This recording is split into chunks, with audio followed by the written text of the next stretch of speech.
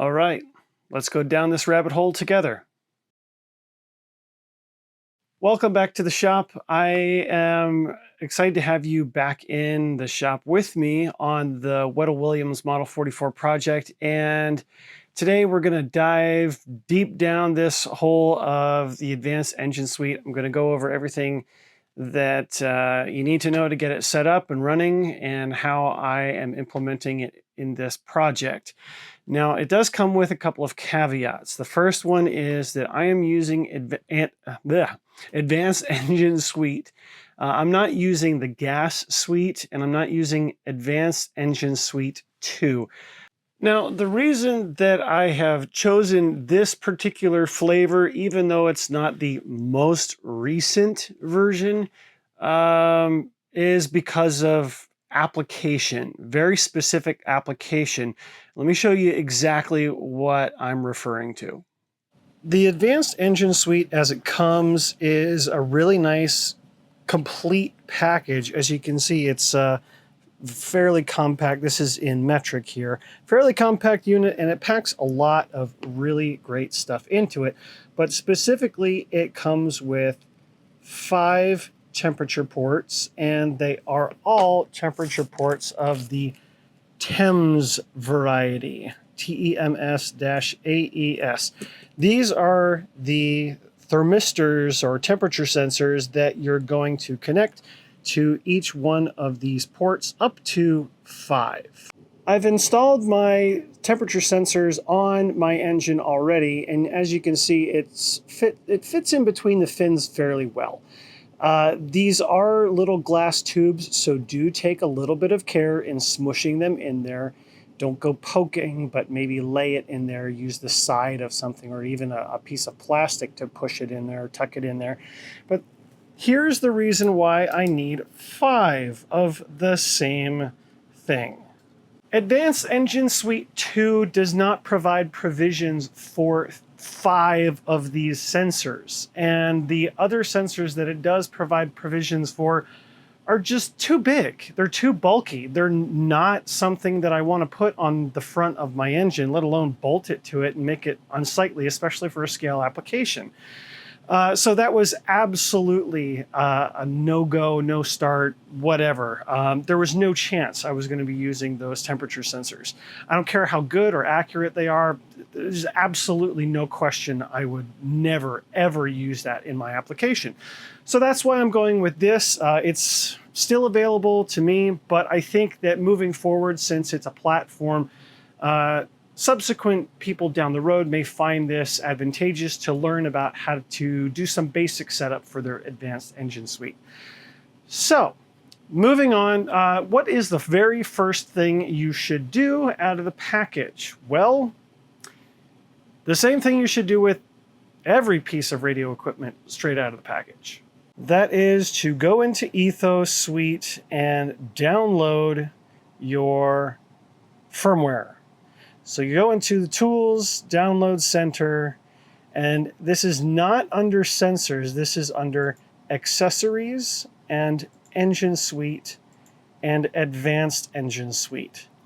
I will tell you that there is a difference between firmware revision 6 and 7, where there is a thing with the particular light output for the ignition cutoff. So it's just good practice. Every time you get something, whether or not you think it's new or not, just go ahead and download the firmware and then transfer that onto your radio and then do the update through the radio. Now, for sensors like this, you can't do it over the air. You have to use the port on your radio. On the back of my radio, there is a little flap, and there is a 3-pin port here. The notch means that's the signal wire. The middle is always positive, and the other side will be your black or negative. Okay, that is how you plug this in, and then you perform an update. On the Advanced Engine Suite, it's a little bit funny because you cannot simply plug a 3-pin port into these ports. It's weird. It's in the instructions for sure.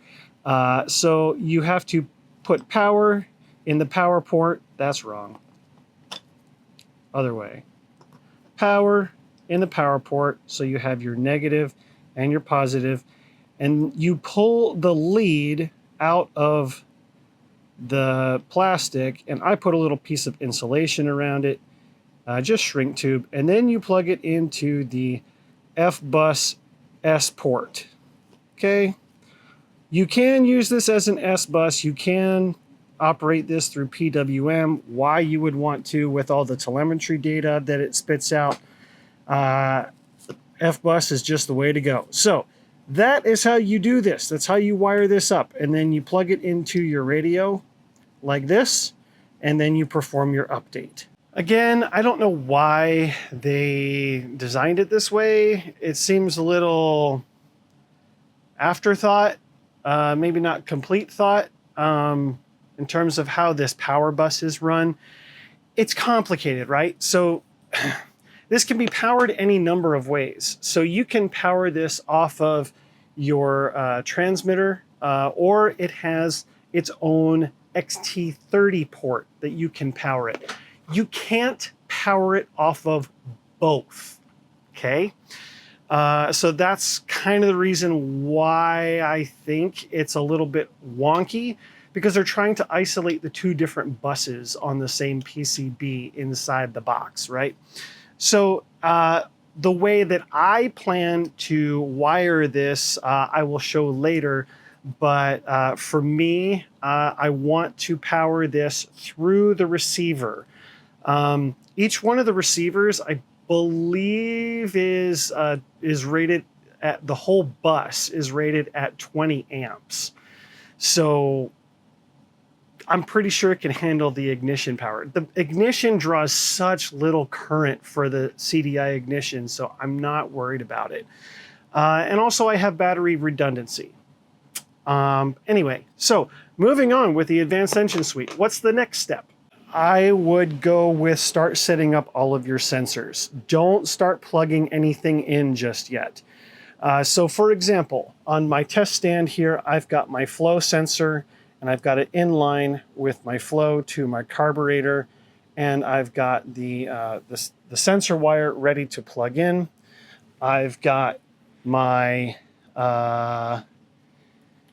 ignition and tachometer ready to plug in, and each one of my 5 cylinders has the thermistor installed and ready to plug in.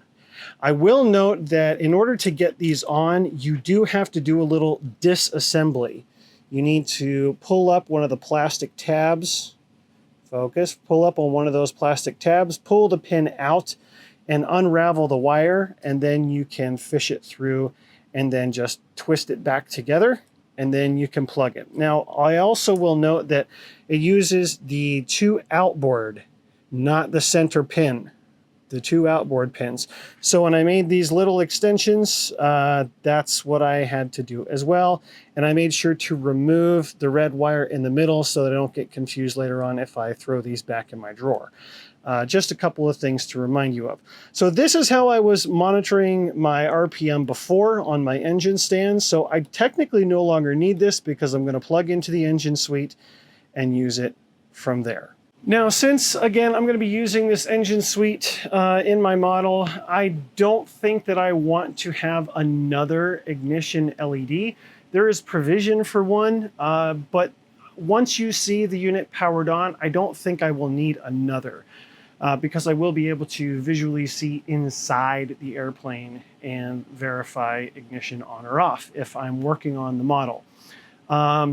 So that being said, let's go over the connection, the basic connection. That's the next step. Let's do some basic connection from receiver to engine suite, because that's the next thing you have to set up. All right, just a quick shameless plug. I want to make sure that you guys know about fpvbuildsrc.com. Anthony at FPV Builds and Tech is where I am getting all of my East Coast all things FrSky, and he carries everything. If it's not on his website, give him a shout, email, whatever. He can hook you up because he is the East Coast dealer for FrSky. I'm in Maryland and I'm just going to use my dealer. That's the right thing to do. That's the way business is set up. And so thank you, Anthony, for getting me everything I need, even parts that you didn't have on hand. Amazing guy. Go check him out, fpvbuildsrc.com.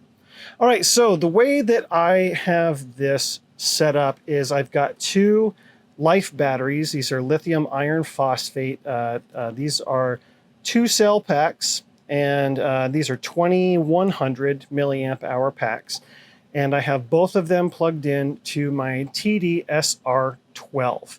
The TD-SR12 is nice because it carries its own bus, carries a lot of current. But what's nice about it also is that there's a port for a remote switch. I'm using an NFC switch. The nice thing about the NFC switch is you can use like an actual NFC thing, or this essentially acts as a wireless remote. So right now I'm plugged in, I'm not on. But if I bring my radio over here, power it on, and the way that I have it set up is I press and hold these two buttons, and what do you know? We're powered on. Okay, that's the really, really nice thing about the NFC switch is I don't have to worry about a physical switch failing inside my airplane, and I can take care of all of the current. Now I want to also point out that we have connectivity here, and that is because I've already set up this radio to have the advanced engine suite. So that's the next thing we have to go over, is make sure that this is talking through this to this. Before you even power up for the first time, you have to configure the receiver to talk to the advanced engine suite. And the way that you do that is you figure out what set of pins you want to use. So in my case, since I'm using the TD-SR12, I want to use port 12. And the way that you do that is you go into your model, your RF system, and then you'll scroll down to where you see the TD-SR12, and then you'll go into options. And so then each one of the pins you can select, okay? You can select what they do. So in my radio, I have configured pin 12 as FBus. It's just a drop-down menu, and you literally have to scroll way, way down. So if you're up here on one of these or any other channel number, you just configure it as an FBus device, okay? So anything plugged into that port will communicate by FBus, and that includes, like, you could put a Y connector on this, and you could have your airspeed sensor along with your advanced engine suite and just use that one port. Does not matter. You can daisy chain a dozen devices that way. All right, so this is your base home screen, and you're going to want to go to System and then Device Config. And then on Sensors, you're going to go to AES. And in here, you can select the smart port connector or whatever, but the module is both modules, whatever. So you're going to look for something and make sure you can assign the physical ID. Try to give it something unique with the application ID. Firmware version, it doesn't tell me for some reason. I think that's a firmware issue with the radio, that it doesn't ID that. But it's all there, and you can configure your data rate as well as your ignition channel. Because I don't need a physical pinned channel, I can use something above 12, for example. So that is how you set up initially and recognize that. So the next thing that I would do is go into your model setup and then scroll over to telemetry, and then you would do discover new sensors.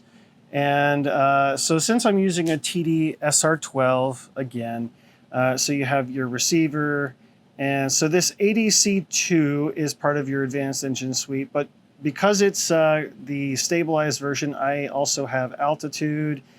I've got the 900 as well as the 2.4, and then the accelerometer, vertical speed, so your variometer, and then your acceleration on all your different axes, and your angle, your exact angle. So again, because this is at a weird mounting position, I can play with this and you can see the values change because of the stabilization, which is pretty cool. So now we start seeing things from the Advanced Engine Suite more. We have our flow rate, we have temperature sensors show up.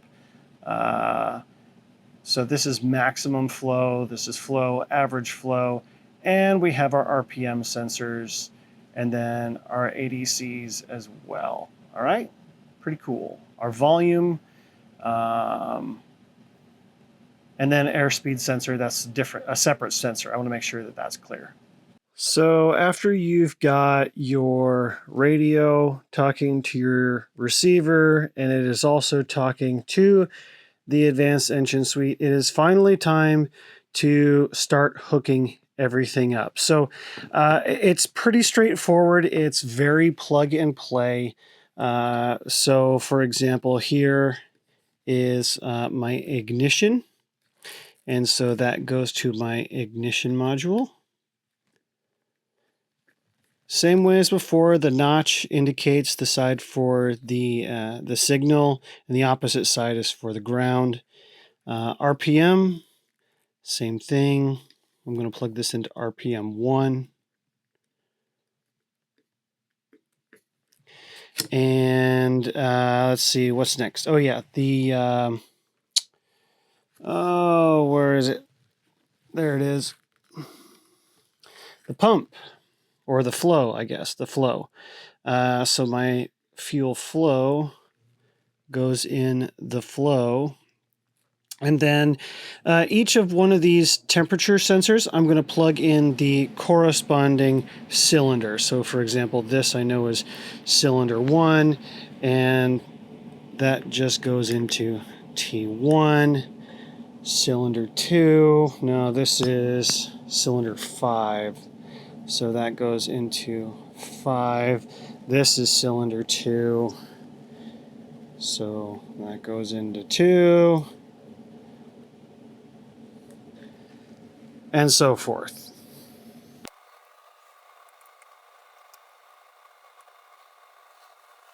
All right, so at this point I have everything plugged in. I've got all of my temperature sensors plugged in. I've got my flow sensor plugged in, and I've got my ignition, which I currently have set to channel 13, but will probably likely change to another channel at some point when I integrate stabilization, because stabilization will require that channel. But I also have my tachometer. So now it is time to turn on the transmitter. And once you turn your receiver on, you should be able to go into your telemetry settings. Yeah, and you can scroll down and eventually you'll come to your sensors. Yeah, here we go. So here's our temperature sensor. We know that at 21 degrees, yep, that's about the right room for the temperature for this room. And showing consistently between all three of those. And yep, there's my other two. And so we have good even temperature. Now the nice thing too here is that you can go in to your settings and do some editing. So for example, your flow, so there you go to edit, and you can change your units, you can change the number of decimals that it'll display, and also you can refine your range. 2 liters a minute, that's really fast. Obviously you can select whether you want to or don't want to write to your telemetry log. Of course you want all the data, but you know, that is an option. It's nice. And then also your temperature sensors, you can do the same. You can change that from Celsius to Fahrenheit. I prefer Celsius because I'm a scientist. I'm used to reading that. 2000 degrees is kind of bonkers. Those sensors would definitely melt before you got there, but all the same things too. yeah, so that's it in a nutshell. And so that's how you make sure that you've got all of your sensors reading. You can go back to your home screen, and this is where you can start to change the layout. So you can set up a screen like this. So I have my RPM sensor here, as well as my fuel flow and my altitude. So it's almost like I've got my own little cockpit right here. I've also got the temperature of each one of my cylinders set up here, and then I've got my ignition cut. So nice little Lua widget here that allows me to have these so I can indicate whether my ignition is on or off. And then additionally, I have my receiver battery that I can have monitors for as well. And then, of course, my volume of my fuel tank. I have no idea how big my fuel tank is. I have to, again, go through and measure all of that stuff and make sure that the radio is programmed to account for everything there. And then the same with airspeed. Once I get the airspeed sensor hooked up, I'll have airspeed sensing as well. So at this point, all of the basic things are set up at this point. It's really up to you to really start to dive in and learn the language of your radio to tell you what you want it to do. I'll give you a big fat for instance. This is pretty useful for pretty much all telemetry, and that is programming logic switches. You can program logic switches to tell you lots of information. That way, like if you hit a threshold of a certain telemetry point, you can use that as a switch to trigger like an audio alarm, which you can also incorporate haptic feedback so that the transmitter will tell you that there's something critical. This can be something as simple as like a low battery alarm on your receiver battery, since this is telling me the exact voltages of my pack and it's selecting which pack is the lower of the two, and it'll select the higher. So it draws evenly between the packs. I can select stuff like that to tell me when like my batteries are really critical, right? But other things too, like when you go to do test flights and you look back at the telemetry log of like airspeed, you can set a critical point. I've done this on another model that I previously had where you approach a critical point and it hits a logic switch, and then it triggers a sound say, hey, you're approaching your critical airspeed, you're going to stall. So it's like having a stall warning in the cockpit. Pretty cool. So let me walk through you how to set this up. It's pretty straightforward. So on your home screen, you'll go to the model setup area and you'll swipe over to where it has logic switches. So these are other logic switches that I already have. So for example, here's a low battery alarm that I've already set up for this. I'll set up a high temperature warning just as an example. So we'll go to add a new, and you can name it whatever you want. TEMP, and I'll do 1. Now I can't type. I'll go back and edit that later so you don't have to suffer through me fat fingering everything. So I want, so this is whatever variable is whatever of the other variable. So in this case, we want the transmitter to tell us when the sensor telemetry data, so the temperature is greater than, I don't know, 130 degrees. That's arbitrary, absolutely arbitrary. So it'll be A is greater than X. All right. And then source, wrong one. So source will be, we're going to go to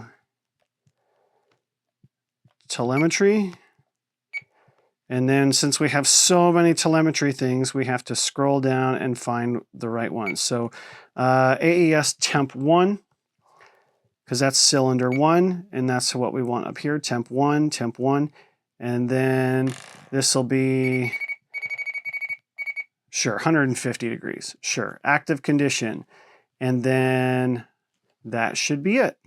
That should be everything that we need. You can set a min duration, so like if you want it to be at least 1 second, you want it to stay that temperature for at least 1 second before it activates, you can do that. But that should help things stabilize in case like it just blips into that high temperature just for just a moment. All right. So that is the logic switch, and it's not active right now because we're only at 21 degrees. But if that is active, then we can go into our special functions and we can do action, play audio, enable, active condition is going to be our logic switch, and this will be temp. This will be temp 1. All right, and then we can go, and we can if we have a temp 1 alarm, we can use that. And I believe I have a custom one in here. And add new line in sequence, play file.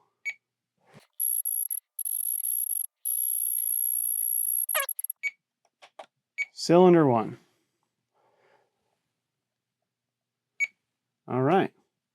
And just to give you an example of what that sounds like, that's just an auto generator that I have. So go into File Manager, Audio, and I have an Amber Pack, and I just put all my custom sounds in here. Cylinder 1. Cylinder 1. So it just says Cylinder 1. Just to like draw your attention to it. That's just a high alarm, all right? Just to get your attention. That way you don't have to like be panicked about it. Sometimes when you're flying and you get a notification for a telemetry item, it can catch you unexpected in some ways, especially if you're in a high pressure situation. And my philosophy behind some of these custom notifications is to make it subtle and not critical, because critical ones can make you nervous and make the situation worse. Your mileage may vary. You're a different pilot than me, so set it up for how you like. Obviously, I think that goes without saying, but it is something worth considering, because really the whole reason that we're incorporating all of these telemetry features is safety. Yes, it's a level of insurance to protect the investment, but it is a level of safety. And if you make yourself nervous or put pressure on yourself because of an additional notification, kind of defeats the purpose of having it in the first place. So be smart about this implementation. Now, before I forget, I wanted to show you the change here. So this is as it would be sitting inside of the model. And so you have everything powered up and you have this green blinky light to know that it's ready, it's working, it's transmitting and receiving data. And when we go to change the ignition, we have a change in the LED. Let's see if I can do all of this together. Yeah. So you in addition to the green blinky, you also get the red light. Okay. So that is a nice feature so that you can tell if you're working on a plane in the pits or at home, you can know whether or not your ignition is hot. Always a good thing to know. Safety.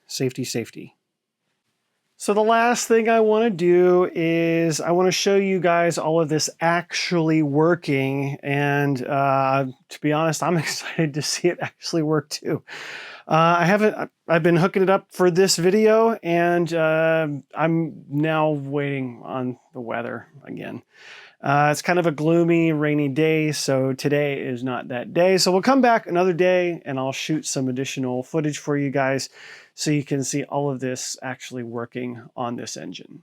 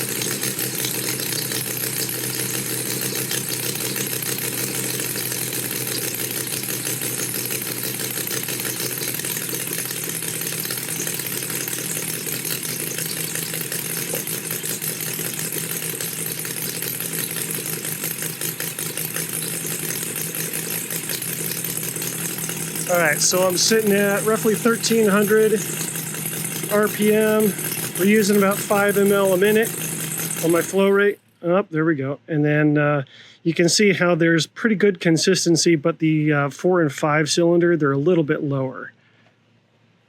Let's get this started again.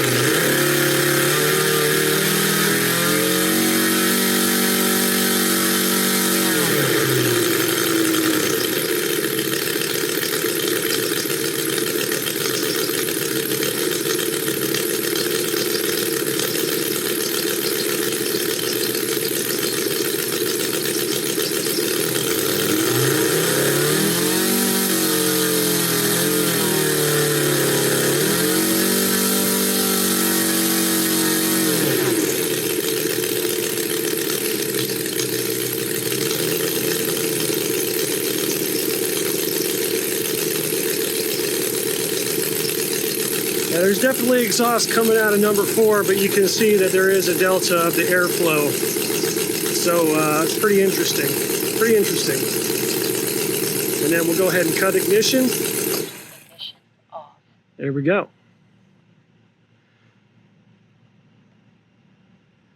Looking pretty good. One more time. Ignition on.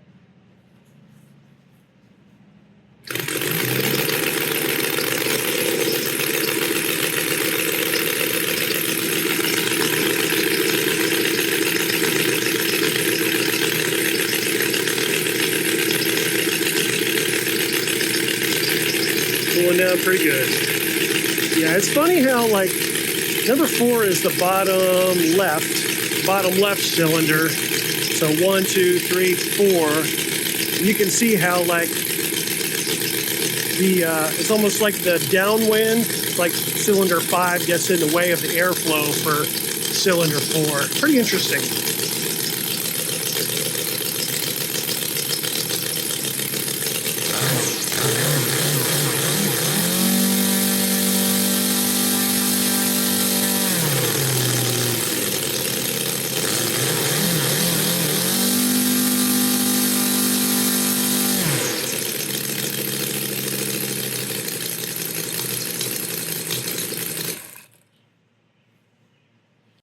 All right, the engine is now put away, and I wanted to go in and show you guys what is the power of all of this data. So I pulled up one of the logs, and this is the very first log where I was trying to start this. Been a while since I started this engine, so the carb needed to be primed a little bit. And once we get it running, we run it up a little bit, and then we get a little bit of a baseline to put some heat into it, which we are. And what's interesting is that we're looking at our RPM and our flow. And our flow pretty much always stays around 5 ml a minute, which is interesting. You'd think that it would be a little bit more variable, but I think it's due to the regulation of the carburetor. Because if you look at this moment here, where we drop, where we cut off the engine, or the engine cuts off, rather, it drops to 0, of course, but then immediately goes right back. So even at a baseline, it's still like pumping in roughly 5 ml a minute. So it's running rich on the low end, which is honestly awesome because it's going to help cool the engine off. And you can see that where it stops climbing almost immediately all right? And it starts to cool off on this curve. So we learn a lot of really interesting things about the operation once we start looking into the data. And what's great is you can log all of this data on your radio. You don't need a separate computer at the field, and it just spits it out to you. So as you can tell from my hair and my demeanor, it's very humid outside, very hot. But I wanted to get you this information because it's very, very powerful to be able to take care of your airplanes and make sure that they're operating at their best, Now, I understand that some of you may be looking at this video later and that there may be newer technology, and that's fine. But I hope that you can understand the principles that are applied here and that you can make sense of it yourself and apply it to your amazing, amazing airplanes that you all are building. Now, for me personally, I'm going to keep going on this Wedell Williams Model 44 project, one thing at a time. I'm excited to have all of this data and all of these gizmos and things put in here, and it's going to be a fun challenge to put it all in the airplane and make it all work. So it gives me something to look forward to. Make sure you're heading on over to dubro.com and getting all of the hardware that you need for your builds, because for me, the stuff that comes with an R for anything off the shelf, that hardware just fails over time, or it rusts because of humidity, or it just wears prematurely. Just get some quality hardware for your builds and continue working on your beautiful flying works of art.